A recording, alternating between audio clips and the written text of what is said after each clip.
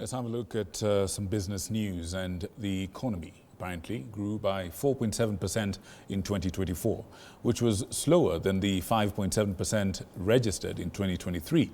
This is according to the annual Kenya National Bureau of Statistics Economic Survey, which has attributed the slower growth rate to subdued performance of the agriculture sector, contraction in the construction sector, and challenges in accessing credit.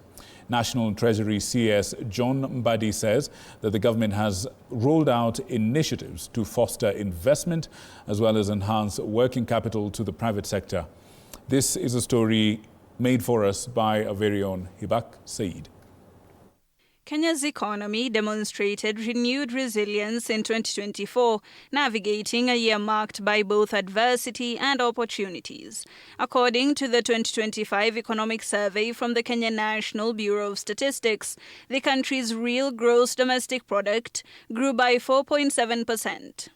That we had a slowed economic growth, slower than expected. When we started the financial year of 2024-25, we had projected economic growth of not less than 5.3%.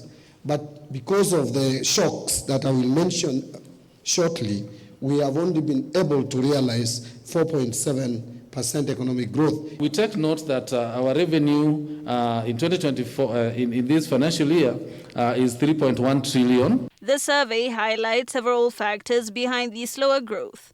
Notably, widespread Gen Z-led protests disrupted business activities in urban centers, while severe floods damaged infrastructure and agricultural output. High interest rates further constrained private sector credit, making it harder for businesses and households to invest and spend. We are also seeing trade disputes, trade wars, tariff issues, which is affecting global trade generally. And this is going to disrupt global supply chain due to ongoing geopolitical conflicts. Despite these headwinds, the nominal value of Kenya's economy still rose by 8%, reaching 16.2 trillion shillings, up from 15 trillion the previous year, a sign that both output and prices increased. And while sectoral performance was mixed, agriculture, forestry and fishing remained the backbone of the economy, growing by 4.6%. The financial and insurance sector posted a robust 7.6% growth, while information and communication expanded by 7%. Transportation and storage grew by 4.4%, and real estate saw a 5.3% increase.